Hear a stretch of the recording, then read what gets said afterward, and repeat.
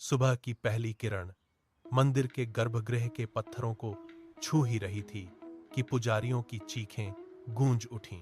गर्भगृह के भीतर सन्नाटा टूट गया। सोने की थाली अपनी जगह पर नहीं थी। मंदिर के मुख्य द्वार पर तैनात सैनिकों ने शोर सुनते ही घेराबंदी कर दी।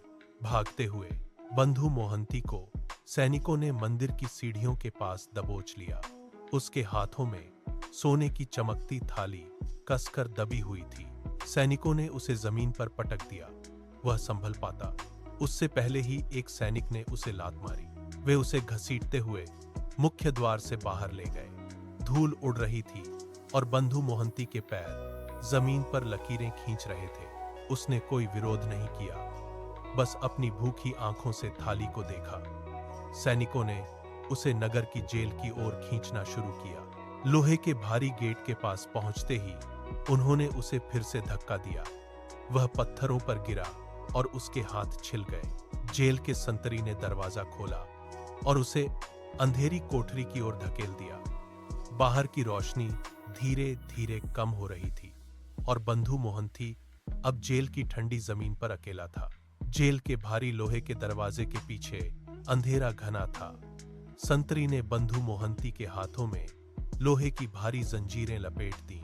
जंजीरों के टकराने की आवाज कोठरी की दीवारों से टकराकर गूंज रही थी। बंधु ने दीवार के सहारे अपना शरीर टिकाया। उसके हाथ कांप रहे थे और पेट में भूख की मरोड़ उठ रही थी। उसने अपनी आंखें बंद कर ली। कोठरी की सीलन भरी हवा उसके चेहरे से टकरा रही थी। बाहर से पहरेदारों के कदमों की आहट धीरे धीरे दूर हो गई। अब वहां केवल सन्नाटा था। बंधु ने फर्श पर पड़ी धूल को अपनी उंगलियों से कुरेदा। उसने कोई चीख नहीं निकाली, कोई सफाई नहीं दी। वह बस पत्थर की ठंडी जमीन पर बैठा रहा। उसकी सांसें धीमी थीं। रात गहरी होती जा रही थी और कोठरी की नमी उसकी हड्डियों तक पहुंच रही थी। वह अपनी जगह से बिल्कुल नहीं हिला। उसने अपने घुटनों को छाती से सटा लिया। कोठरी के छोटे से रोशनदान से चांद की एक पतली सी किरण अंदर आई और उसके पैरों पर पड़ी। बंधु ने उस रोशनी की ओर देखा और फिर से अपनी आंखें मूंद लीं। वह न्याय की प्रतीक्षा में स्थिर हो गया। महल के भीतर सन्नाटा पसरा था। राजा अपने शयन कक्ष में मखमली बिस्तरों पर लेटे थे। अचानक उनकी सांसें तेज हुईं। उन्होंने करवट बदली। उनके हाथ हवा में कुछ ढूंढने लगे। स्वप्न में अंधेरा छंट गया। एक दिव्य प्रकाश पुंज उनके सामने उभरा। भगवान जगन्नाथ वहां साक्षात खड़े थे। उनकी आंखों में एक गहरा ठहराव था। भगवान ने अपना हाथ उठाया और राजा की ओर इशारा किया। उनकी आवाज गूंजी जैसे मंदिर की घंटियां एक साथ बज उठी हो। भगवान ने कहा, उस निर्दोष को मुक्त करो। वह चोर नहीं, मेरा प्रिय सखा है। राजा ने स्वप्न में ही कांपते हुए पूछा, कौन? भगवान ने उत्तर दिया, वह जिसे तुमने काल कोठरी में डाला है। 3 दिनों से वह भूखा था, इसलिए मैंने ही उसे वह थाली प्रसाद के रूप में भेजी थी। राजा की आंखें एक झटके के साथ खुली। वह बिस्तर पर सीधे उठ बैठे। उनके माथे पर पसीने की बूंदें चमक रही थीं। उन्होंने अपने हाथों को देखा, वह कांप रहे थे।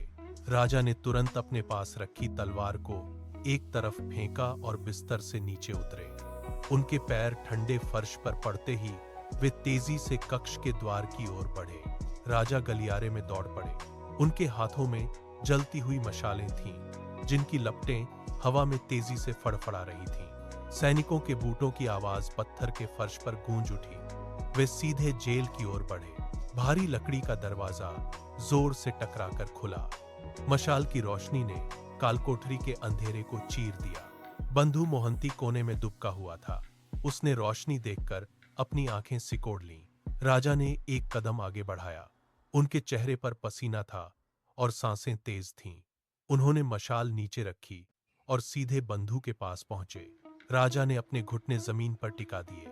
उन्होंने अपने दोनों हाथ बंधु के पैरों की ओर बढ़ाए। धूल भरी जमीन पर घुटने टेकते ही राजा का अहंकार पूरी तरह टूट गया। उन्होंने कांपते हाथों से बंधु के पैरों को स्पर्श किया। राजा ने अपना सिर बंधु के पैरों पर टिका दिया। मशाल की रोशनी में बंधु के चेहरे पर आश्चर्य और राजा की आंखों में बहते आंसू साफ दिखाई दे रहे थे। अगली सुबह मंदिर का प्रांगण भक्तों की भीड़ से भरा था। बंधु मोहंती अपने परिवार के साथ मुख्य द्वार पर खड़ा था। राजा ने सबके सामने बंधु का हाथ थामकर उसे मंदिर का मुख्य व्यवस्थापक घोषित किया। बंधु ने मंदिर की सीढ़ियों पर झुककर माथा टेका। उसके परिवार के चेहरे पर अब कोई भय नहीं था, वे सुरक्षित थे। राजा ने स्वयं उन्हें मंदिर के भीतर स्थान दिया। मंदिर की घंटियां एक साथ गूंज उठीं। उनकी ध्वनि में एक नया विश्वास था।